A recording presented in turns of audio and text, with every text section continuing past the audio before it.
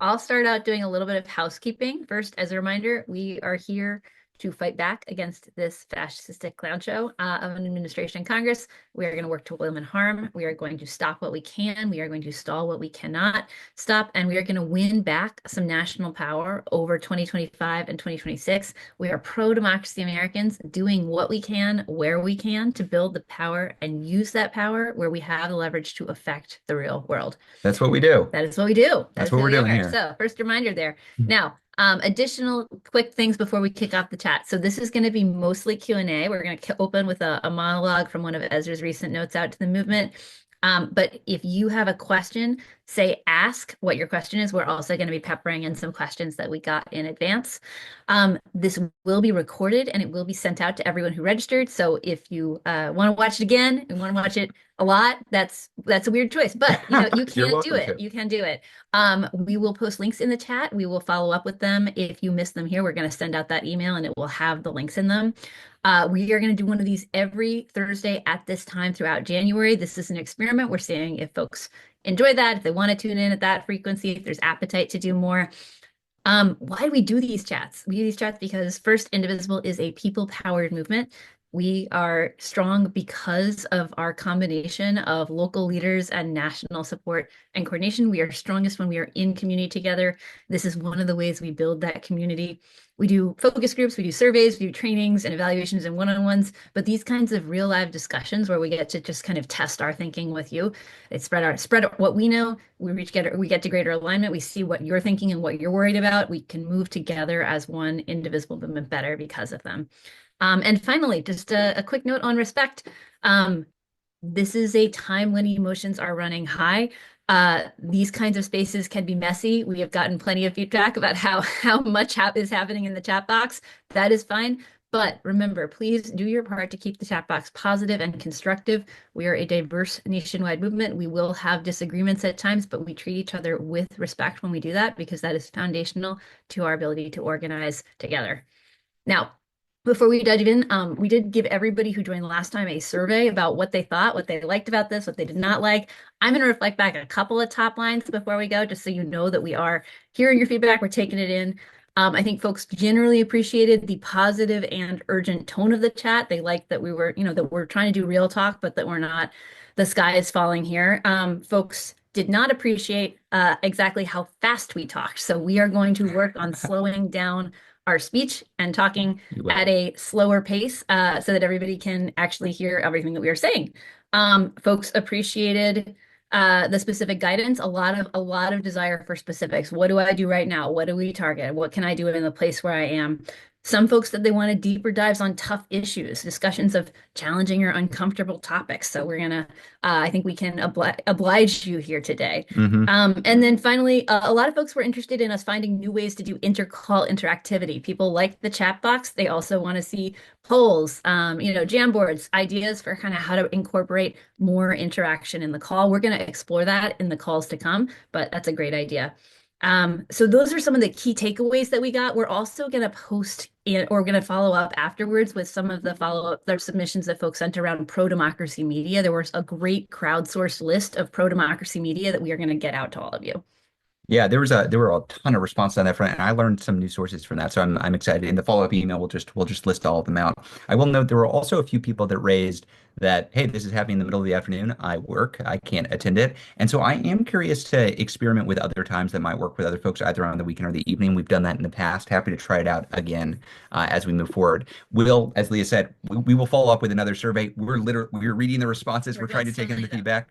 And I'm going to slow down my talking. We're going to try to incorporate the feedback. So please do let us know what's working, what you would like to see.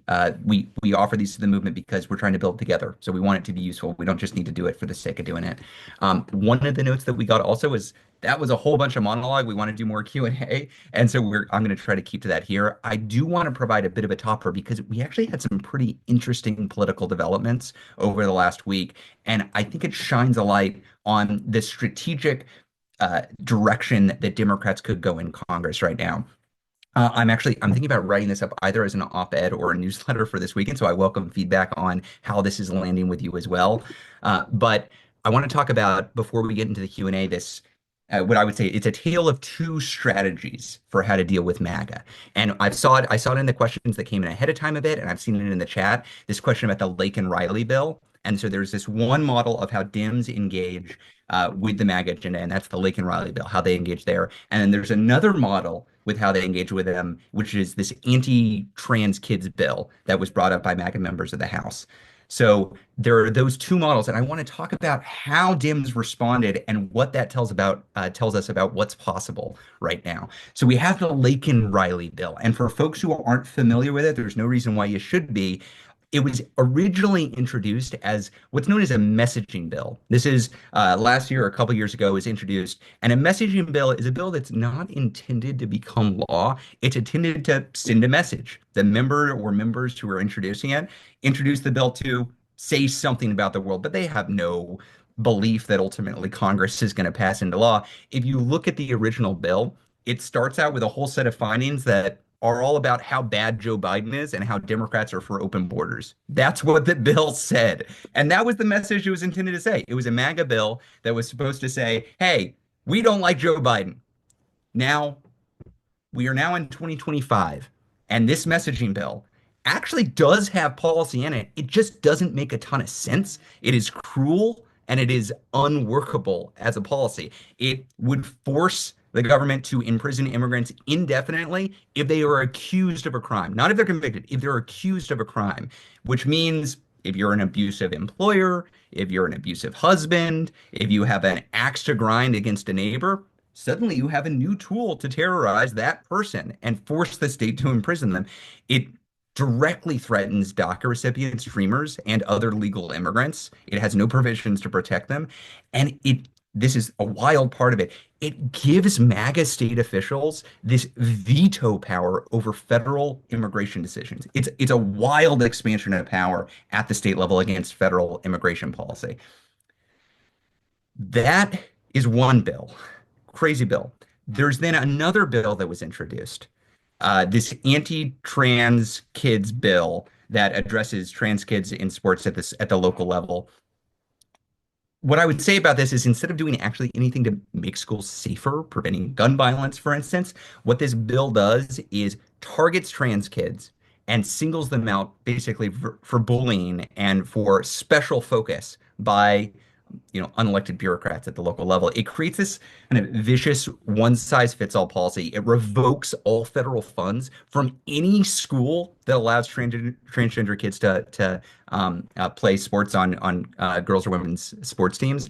And look, it harms all women and girls. It potentially requires kids to submit to, I mean, this is gross, to physical genital inspections just to play sports with their friends. I mean, it is a weird, yeah, I'm seeing Levi Fuller's response.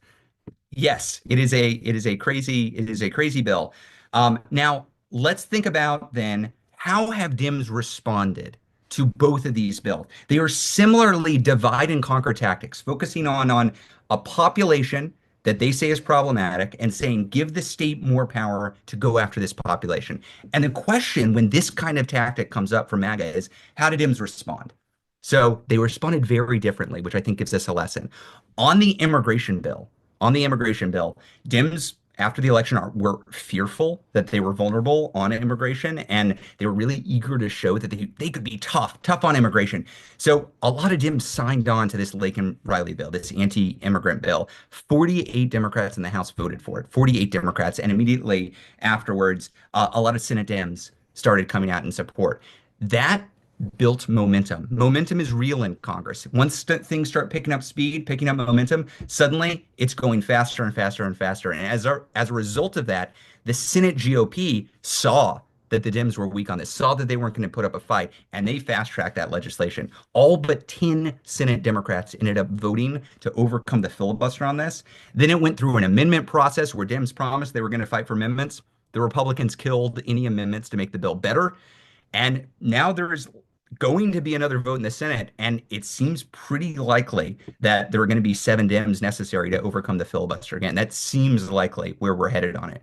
And that's because where Dems started was they started with a bad bill, and they said, hey, we want to show that we're reasonable, we're going to sign on to it. And that led to something that should never have even been considered for federal law being fast-tracked and is likely to be one of the first bills Donald Trump signs into law. On the other end, we've got this anti-trans kids bill that was moving forward this week.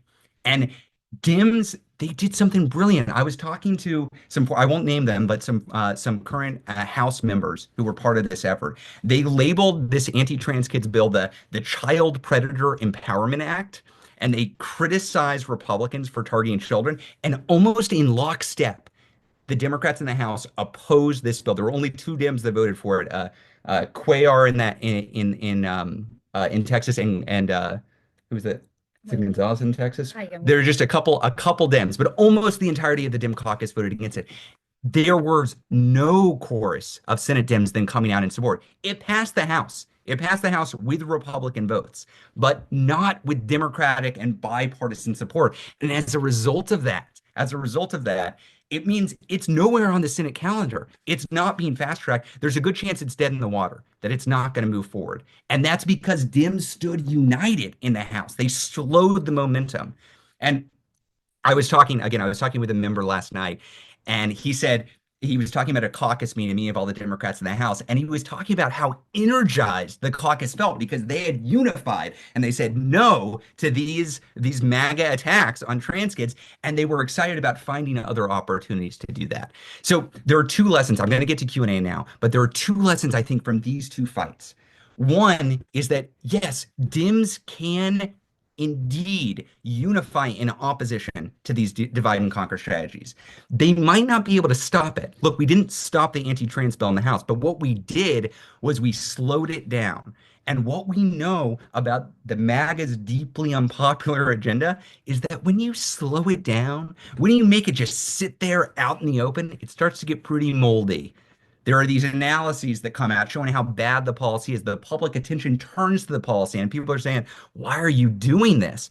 The MAGAs, they want to move fast right now. That's their goal. We've got to use our power to slow it down, that it actually has an impact on actual policy. But then the second big lesson, and you can't undercount how important this is.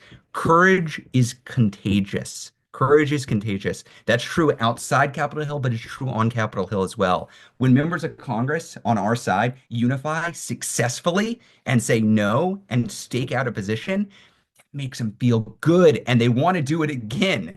So an excellent action you can take right now, it's in your control. If you have a Democratic House member that isn't one of the two who voted for it, so the vast majority of Democratic House members, call them up and say, hey, I saw what you did on this anti-trans bill. Good job. Keep on doing that. Please stand up against these MAGA attacks. We've got your back. You've got to give them positive reinforcement when they take an action like that so that they are more likely to take future actions like that.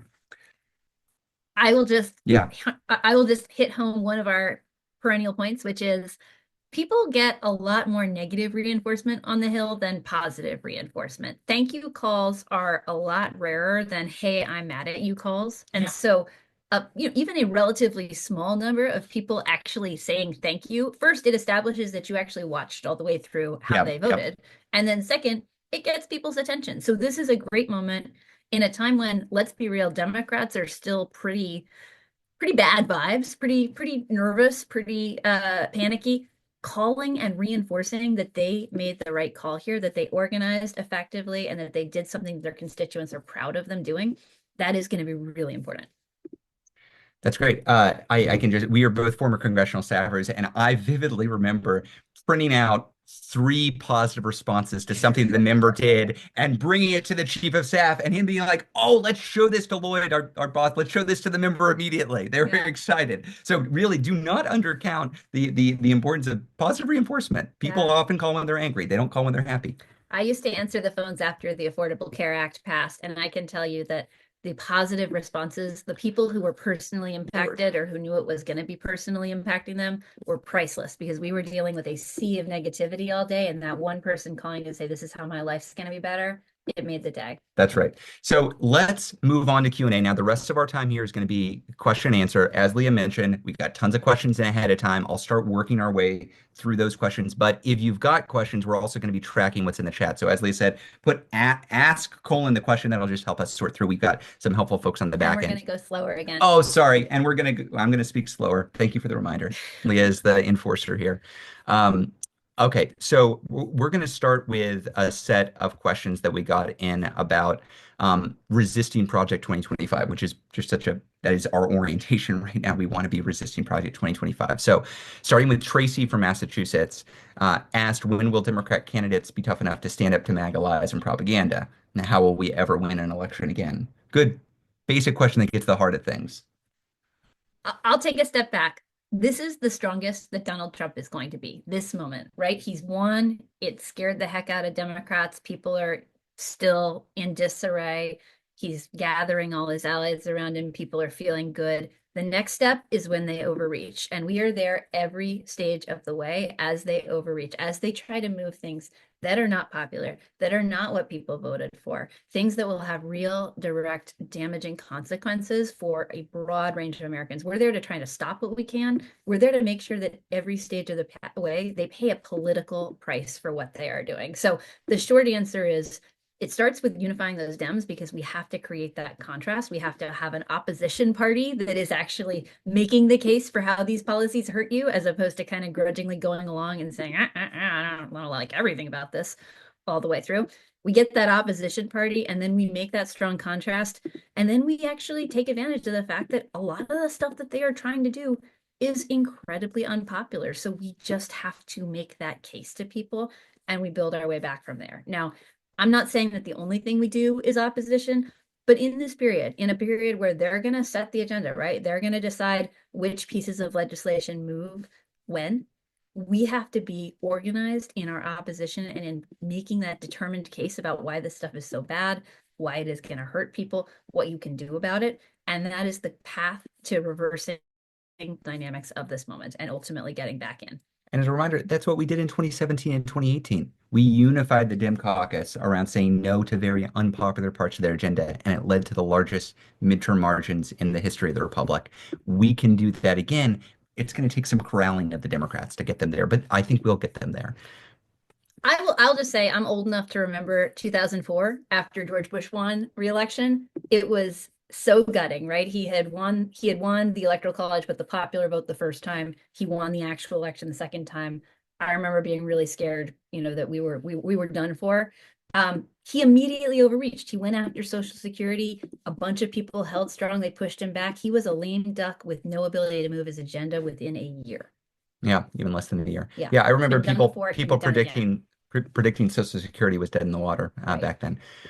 Just going to bounce back and forth between live questions and questions that came in ahead of time. Just a question from Ellison asked, what are your backgrounds in terms of political experience? Sometimes we introduce ourselves, sometimes we don't here, but if you're new, welcome. Love to have you here. My background is in anti-poverty policy and advocacy. I did that I'm from Texas. I did that in the Bay Area, though, for a while, then worked on Capitol Hill for several years for a member of Congress, Lloyd Doggett, an incredible progressive, brilliant guy, a real champion. After that, and going to grad school in public policy, went and worked on anti-poverty advocacy for several years before writing the Indivisible Guide with Leah now a little bit more than 8 years ago.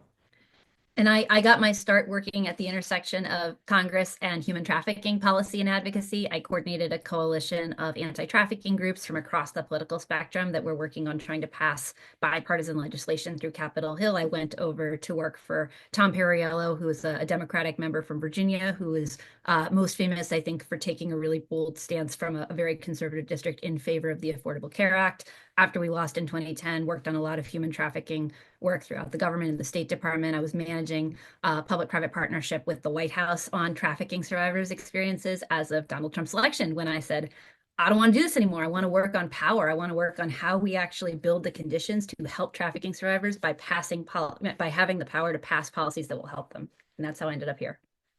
That's great. Okay. So more questions that came in ahead of time. One of the big parts of the guide is not just focusing on the national level. We talk about Congress a lot, obviously, but there's a lot of good you can do at the state level. And somebody wrote in from Connecticut, Indivisible Amity? Amity? Amity. Amity. Indivisible Amity from Connecticut asked, can you briefly explain to us the importance of attorneys general pushing back against federal legislation?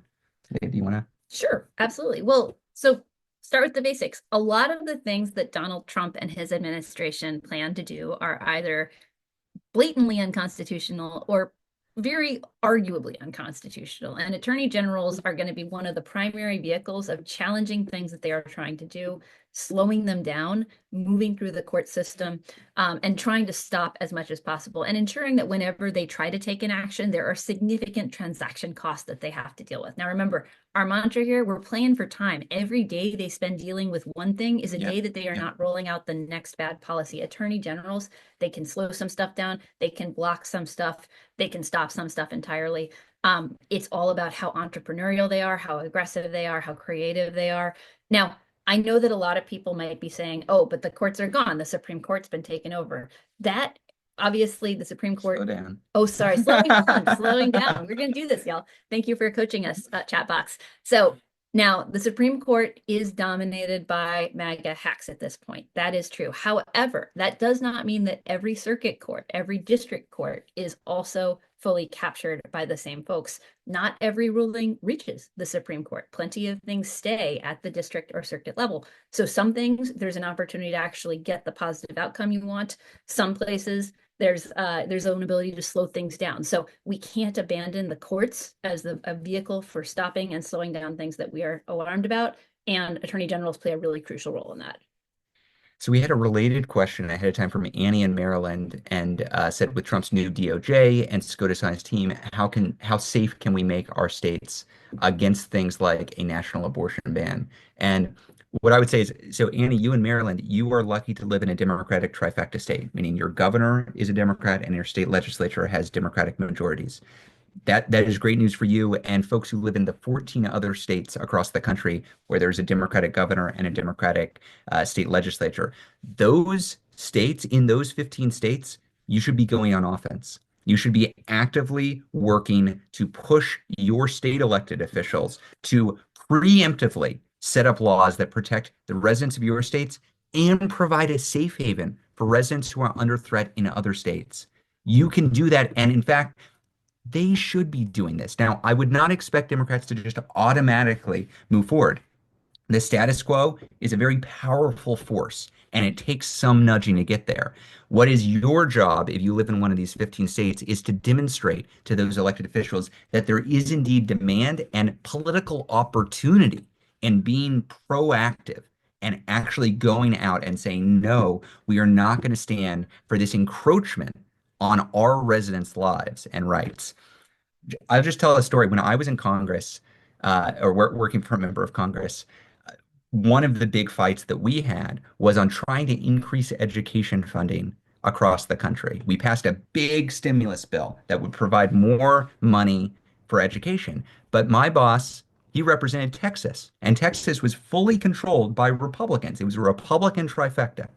And you know what that Republican trifecta always did whenever we tried to give them more money for schools? They would take the money and they'd cut their own funding for schools and give that money to their corporate donors or to other folks. They would do everything they can to not direct the money into education. So what we did, the Texas representatives, we put into law a provision that said Texas can't do that. This money is for Texas schools. It's got to go to Texas schools.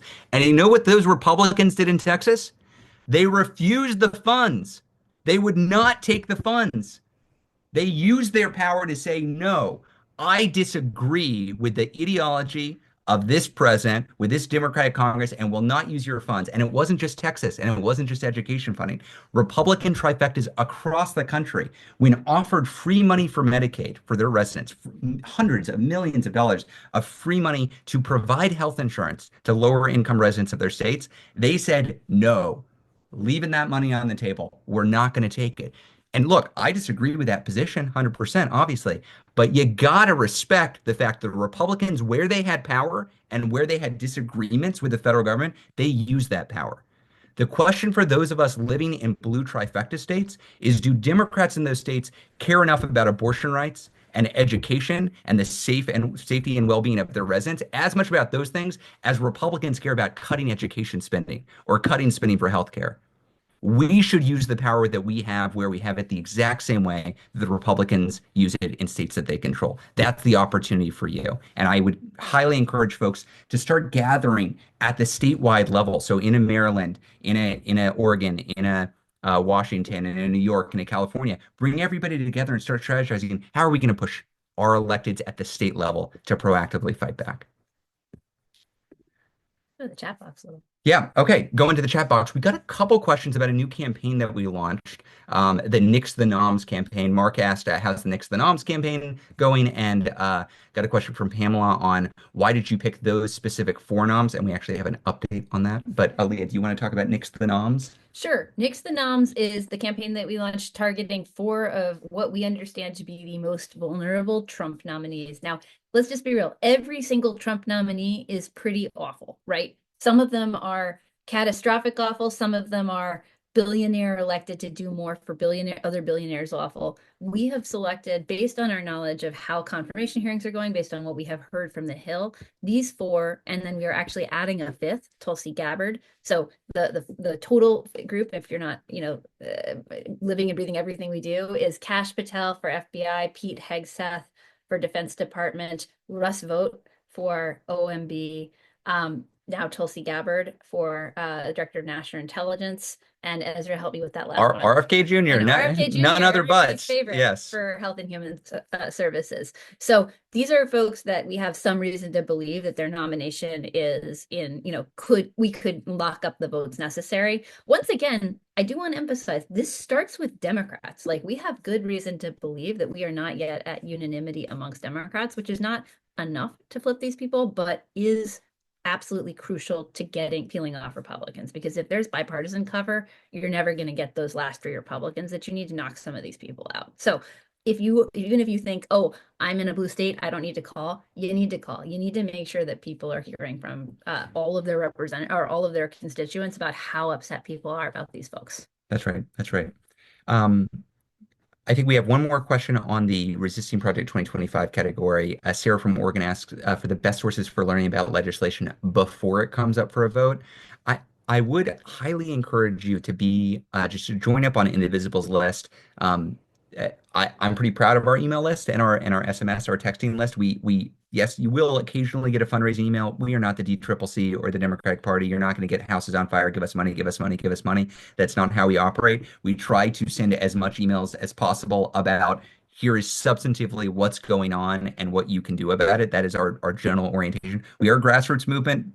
We are funded by grassroots dollars. That is a piece of it, but it is in support of what the primary purpose of those lists are, which is to inform you about what is going on and what you can do about it. Every Monday, we send out an email with, hey, here's what's happening. You should know this is happening, and here's what you can do about it. And if things are moving rapidly, and unfortunately that is the world we're going to live in legislatively, if there's a sudden action and we find out that a bill could be moving soon, we will do a rapid response email or text out to folks to let you know, hey, you should be aware of this. And I do think the name of the game over the next 18 months or so, as long as they are legislating, is largely going to be responding to new things that they put on the agenda day to day or week to week. There are a handful of things that we can tell you well ahead of time are moving weeks or months in advance, but they're the exception, not the rule. The rule is rapid response. Oh no, this is on the calendar next week.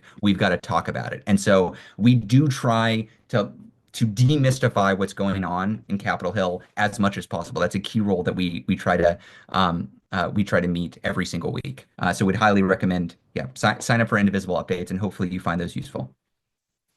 Let's move on to questions about strategies and taking action. Is that good, Leah? That's great. Okay.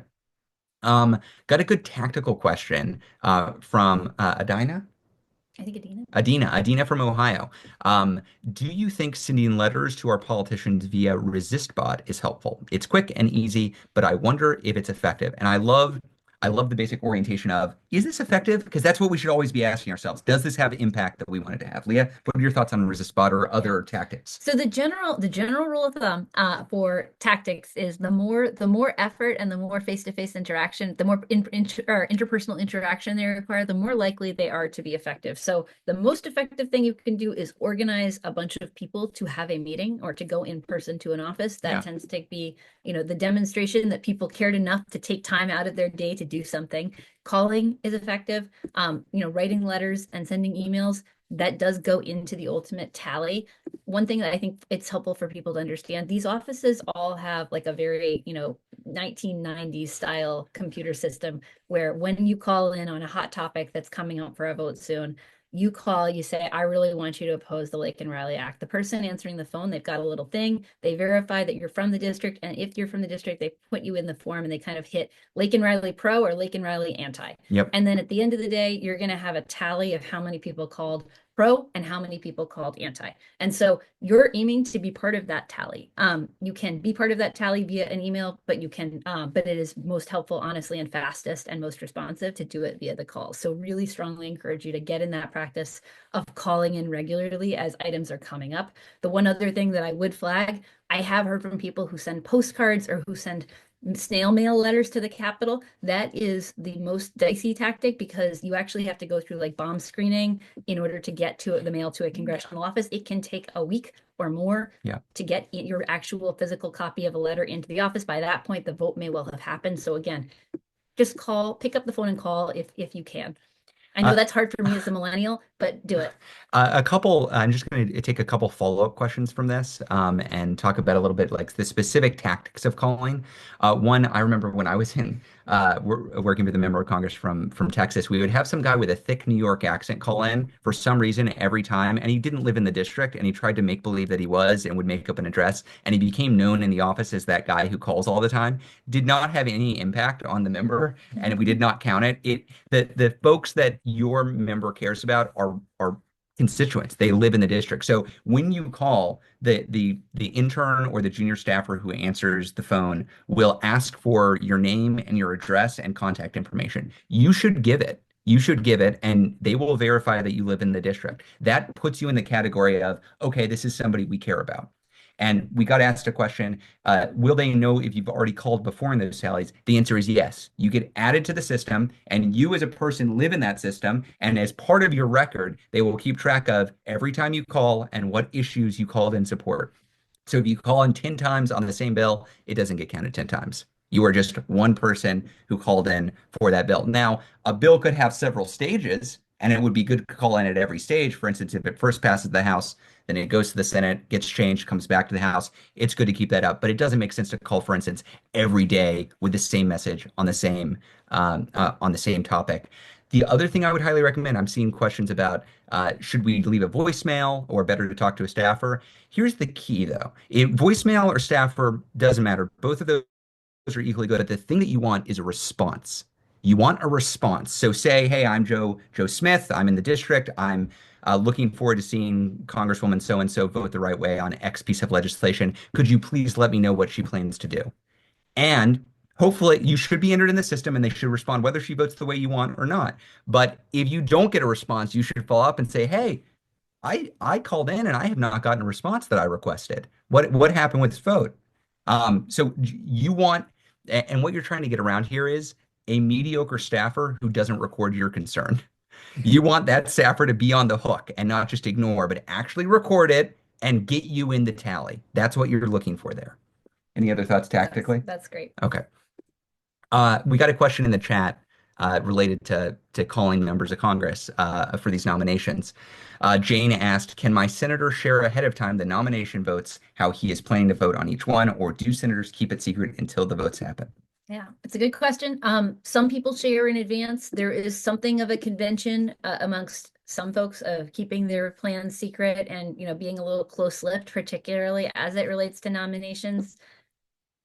Our answer is the same. You should be calling them and letting them know what you want ahead of time. If they've already said what they want, call them and or that they're going to vote the right way, call them and thank them. If they've already said they're going to vote the wrong way, call them and tell them what the hell are you doing. If they've not said, call them and be like, I better see you voting X and Y, right? It's always the case that more communication with these folks is better. Mm-hmm. Mm-hmm. And I mean, just to be clear, there's no rule that says they can't tell you how they're voting. Right. No, that's right. I mean, they are fully able to say, no, I'm opposed to this person. Purely custom. Yeah, it's purely custom, and many people break that custom all the time. Yeah. So there's no reason not to expect that from them. One thing that we didn't cover in contacting, another reasonable thing to do, and this is good to do as a group in addition to as an individual, is ask your member to hold a town hall. where you can actually ask those questions in person. That is literally part of the job. Members spend a lot of time back in district. It is easy, it's relatively easy for them to hold an in-person town hall where people can come and ask thoughts. It can be a very positive experience for everybody involved.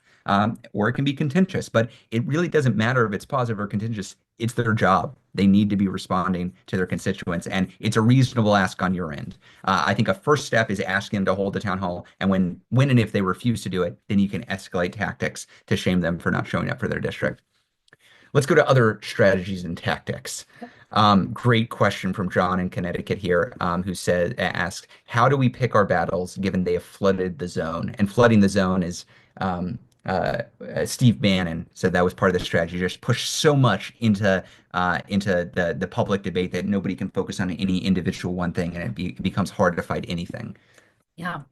I think the key, and you're going to hear us say this again and again in different forms over the coming months, is really identifying where you specifically have leverage and then organizing and Yeah. thinking about strategies around that. So obviously the new Indivisible guide, the updated Indivisible guide is all about this basic idea of you live in a blue state, here is your leverage in relation to your local elected officials, in relation to your state elected officials, in relation to your federal elected officials. You live in a purple state, here are the different places that you should be thinking about. When it comes to kind of the sheer number of bad things that the Trump administration is doing, I think we also have to think about it both in terms of what can we actually have an impact on based on who we have influence over, but also which political fights are we picking because we're trying to get to an outcome. We're trying to stop something bad. Which ones are we picking and which ones are we emphasizing in our communications out to the world? Because it's about telling the story of this harmful, dangerous, corrupt administration and the ways it's making people's lives worse, right? Because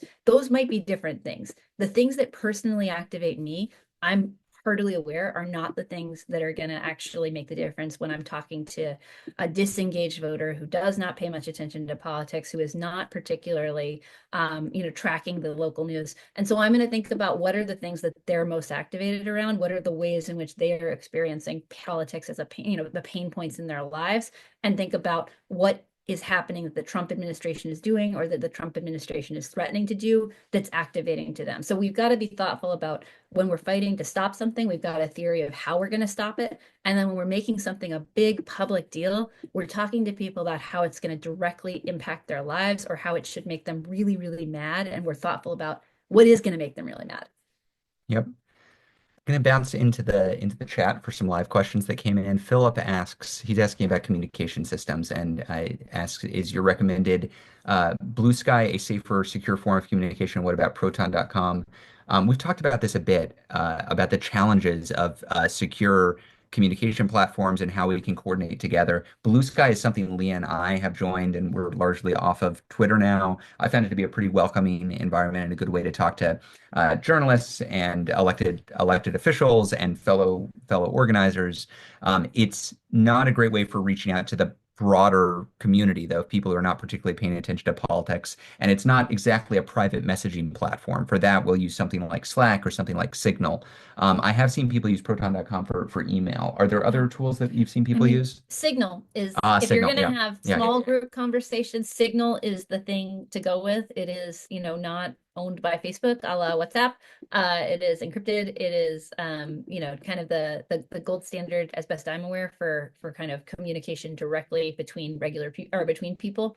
And yeah, when we talk about Blue Sky, it's not necessarily that it's secure in the classical sense, but it is secure in the sense that it is not is the primary form or is the platform that is not owned by the billionaires who are rapidly moving to bend the knee to Trump. Great. Another question that came in live from Patrick. How are we pressuring Schumer to be unified? Now, one thing I will say is we have a very strong New York indivisible presence. There are indivisible groups, I think, in every congressional district in New York, and they have a relationship with Schumer's office and have regular calls where the senator shows up. But the thing we have to recognize about members of Congress who are in leadership is the thing that moves a leader in Congress. So the Senate Majority Leader or Minority Leader, the House Speaker or Minority Leader, the thing that moves them is actually different than what moves a typical member of Congress. A typical member of Congress, their constituency, their main constituency that they care the most about is who they represent. For a House member, the 700,000 people in their district or so. For a senator, everybody in their state. That's who they're responding to. So pressure there works in a certain way to push them. For a leader, their main constituency are the other members. That is who they are paying the most attention to. So the answer to how do you move a Schumer or how do you move a Jeffries, Minority Leader Jeffries? The answer to that is, well, you got to move the members of their caucus, especially the most vulnerable members of their caucus, the folks that they are most worried about losing re-election and harming their chances of becoming a majority leader or a Speaker of the House. But if you create unity among the Democratic caucus outside of Schumer, he's not going to go a different direction. He's going to go where they go. He has said in interviews before that if there are 50 members of the Senate Democratic caucus, his goal is to be, in terms of left, right, or in terms of any issue, he wants to be firmly the 25th member. He wants to be firmly in the middle. That's where he sees his position. And that's not a critique of Schumer. That is how a leader has to lead in the Senate or the House. You've got to pay attention to where your members are. So if you're frustrated with how Schumer is acting and you don't live in New York, good news. You have the ability to try to corral other members that might be in his caucus if you've got a Democratic senator. So by all means, you can keep in mind where leadership is, but you should be focusing on where your own senators are. And I see a number of different versions of kind of like I'm in a blue state and I want to have an impact on Republicans federally. I would really encourage you to think about this as dominoes falling, right? Yeah, You yeah. are in a place, the very first thing that has to happen is Schumer has to hear from his safe people, like, what are we doing? Why don't we have a strategy here? This is really screwy and demoralizing and my people are mad at me. And then he has to hear from the people who are in the more, the purpler areas. And then that's when you actually get the pressure for a different way of going. So think of yourself as the first domino that has to fall rather than out of the conversation. Great. Going back to strategies and tactics, Katie from Michigan asked, when we have limited time, as we all do, how do we divide attention between federal and state? Again, a good question about, the world is on fire, and when the world is on fire, that can almost that can be paralyzing. You cannot really know which way to focus. And for those of us doing this work, it's important that we actually identify where can we have an impact and focus there. I'm from Texas. Uh, an indivisible group in Texas, I wouldn't recommend right now focusing their attention on moving Ted Cruz. Ted Cruz is awful. Ted Cruz is the worst. Ted Cruz also isn't moved by local protests at his congressional district offices. That's just not what moves him right now. He just won re-election. He's fine. He doesn't have to worry about that. But there are other things you can do. If you live in Austin, you've got a city council and a mayor that you could focus on. You're in Michigan. You don't have a Democratic trifecta, but you do have a Democratic governor. You do have the ability to push Democratic senators. You do have the ability to push, possibly at the city or the state level, other good changes. But this is why we make a big deal of focusing on the blue trifecta states. You all in those blue trifecta states, about half the population in this country, you have a big opportunity to do good at the state level that other folks in a Michigan or a Vermont or New Hampshire or Massachusetts, even those are non-trifecta states, they can't do. You do have the power to do that. So instead of answering like, should you be federal or should you be state, I would shift the question a bit and I would start with where do you have leverage? Maybe it's the city level, maybe it's the state level, maybe it's the federal level, maybe it's a combination of those. If you're lucky enough to have a combination, then you just got to identify what gives you the most energy. Where do you think you can do the most good and target there? And I would also say part of why being part of a group is so important and helpful is that's where you build out strategies for these different things. And you also choose people who are going to lead and drive them. And then those people say, hey, I need help during this crunch period. And everybody can throw in for that because this is what's super important that's going down at the state level right now. Or, hey, this is an all hands on deck at the federal level. I was speaking at Indivisible Howard County in Maryland Yeah, over yeah. the weekend. Shout out. I saw some of the folks in the chat. They've got action teams, right? They've got an action team that's focusing on immigration. They've got an action team that's focusing on healthcare. They've got different people who are able to say, this is when we all got to flex in this direction. That's right. I didn't plan this, but the next question directly touched on, so I'll just cover it really quickly. Marie from Tennessee asked best practices for progressive cities like Knoxville in deep red states. I'm from Austin, or right side of outside of Austin, so I feel your pain. You're in this like blue bubble in a red state. This is why I would start with, okay, where do you have leverage? Probably not at the state level, probably not at the federal level, depending on who your representative is, which district you're in there. But you do have leverage maybe at the county level, the city level, with your mayor, with your city council person. And you have the ability in the deep red state to tell the stories of those who are being threatened by this administration and by your state. Tell those stories so that other folks see and can focus on the damage being done, the real human cost being done. But when it comes to advocacy, think who actually cares what you think? That's what you should be asking yourself. And if you're in Knoxville, it's probably not your senator. I'm sorry to say, they're just not going to Marsha care. Blackburn. Yeah, she does. She does not care. I think she's running for governor. She's going to is the scuttlebutt. But probably not your senator, but maybe your mayor, maybe your city council person. I am seeing either a lot of people ask for our thoughts on the shadow cabinet Oh or yeah. one or two very persistent people. I can't totally tell, the chat is going so fast. But Ezra, have you read the Timothy Snyder piece calling for a shadow cabinet? I was asked this. I was on Indivisible Evanson's call last night before last time. It was fast, and we got a question for that as well. I'm a big fan of Timothy Snyder. I think he's a really smart guy and knows what it means to be in a state that is declining into authoritarianism. I Here's what I would say. I do think there could be a role for something like a shadow cabinet. My instinct, though, is that is a tactic that is better used after we retake the House after we retake the House or the Senate and we're headed into a 2028 period. The fact of the matter is right now, in this very moment, in the moment we're living in 25 and 26, that the political reality is not one where we can control the federal agenda. We lost that. They won the House, the Senate, and the presidency, so can set the agenda. And the main political question in front of us in 2025 and 2026 is not what is our proactive policy agenda that we will pass, because we can't pass it. We can't even get a vote on it.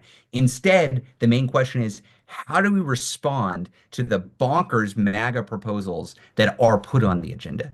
Which is why I'm so interested in this example of the Lake and Riley response versus the anti-trans kids response, because those are two demonstrations of how Democrats might respond to a bad agenda being put forward. Now, once we retake the House, which we're going to do next year, then the world's our oyster. We ought to be able to say, hey, Republicans in the Senate, Donald Trump and his sycophants, they are putting forward this policy. This is our agenda. And that's where I would see a big opportunity to really push forward a proactive policy agenda. But I'm a little bit nervous about something that fractures our coalition. So I think, yeah, here's what I would say. I think we're gonna have to try a lot of different things to try to break through during this period, right? And I think we should be testing a bunch of things to see if they capture popular imagination, if they Yeah. break through to people who we're not already talking to, all of the above. The big flag that I have on kind of like policy oriented ideas specifically during this period is it's not that we don't have good ideas about policy, it's that actually a lot of the people that we're struggling to reach and win over simply don't believe that there's going to be action either way. So I'm sure if you are a regular door knocker, you have had the experience of talking to somebody who totally agrees with you on the things Democrats want to do, but is completely cynical about the ability to actually change anything. That's the fundamental challenge that we are going to face in regaining a lot of these people, is convincing them that we can actually deliver, or that government, can deliver for them. And for that, I think we should think about the things that are within our control that we can use to demonstrate that we are approaching this differently. And so they should take a fresh look at us. Great. We got a question here in the chat. I'm just bouncing back to questions that came in the chat. Brian asked, what happened with the nonprofit or killer bill? I think it was HR Yes. 9495. You do indeed remember the bill number. That was HR 9495. This, for those who weren't following, there was broad Democratic support for this bill through much of last year, and it's a bill that would allow any president, and we didn't know who was going to be president at the time, but any president to label a nonprofit as a terrorist organization and take away their status.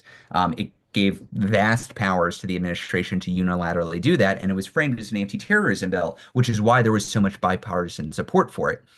Then the election happened, and it became clear that the administration that would get to use this expanded power was Donald Trump's administration. And so we started advocating against it, and we drove 20,000 calls to Congress in the space of a week, and we dragged just about every Democrat off of that bill. And as a result of doing that, instead of it having the momentum that like the Lake and Riley bill has now, suddenly it was controversial. Suddenly, there wasn't vast bipartisan support for it. And then Senate Majority Leader Schumer said, nope, we're not going to have a vote on this. So we succeeded in killing it last year. Now, it's a new Congress. It's a new Congress. The House can introduce the bill again. The Senate could take it up again. But in order to take it up, they need to corral 60 votes.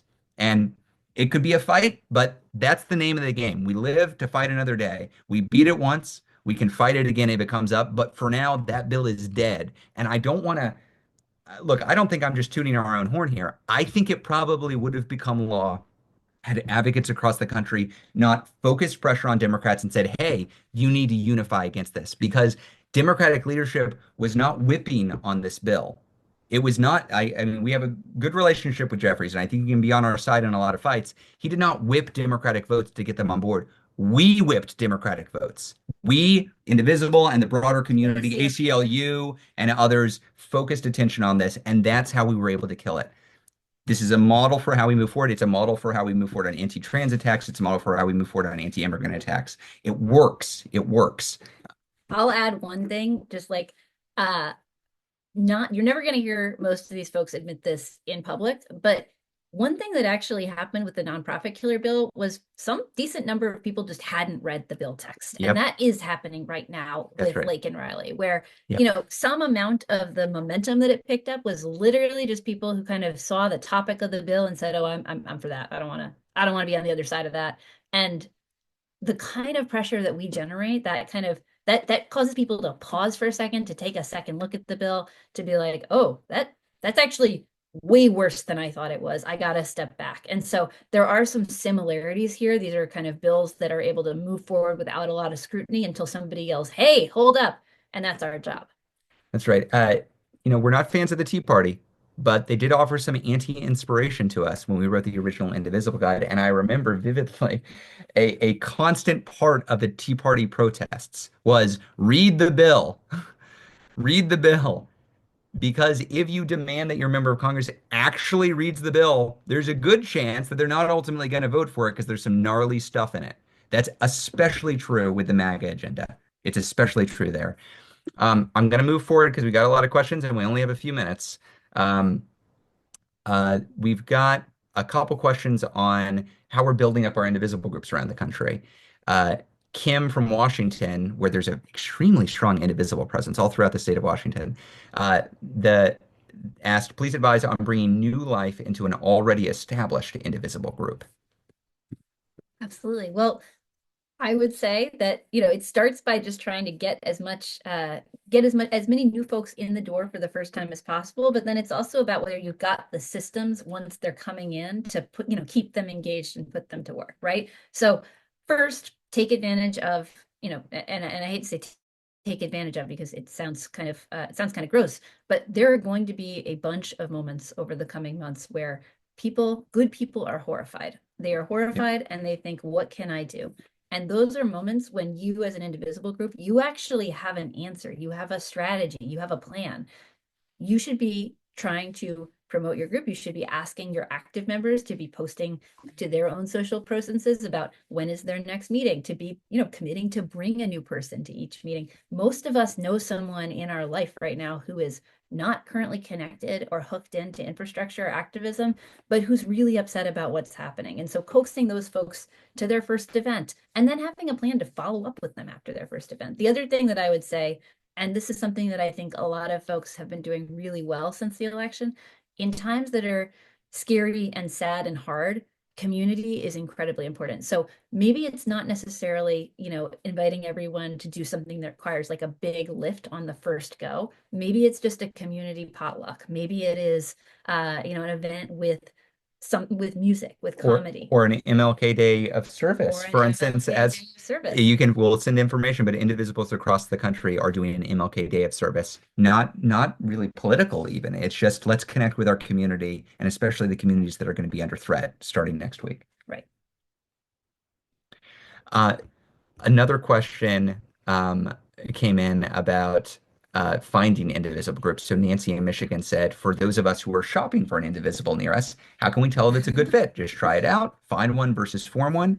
It's such a great question. And we are lucky to be in a moment right now. 210 indivisible groups have formed since the election. 210 all across the country. In just about every state, there are new indivisible groups that have formed and registered with us. My guess is even more have formed and just not registered with us yet.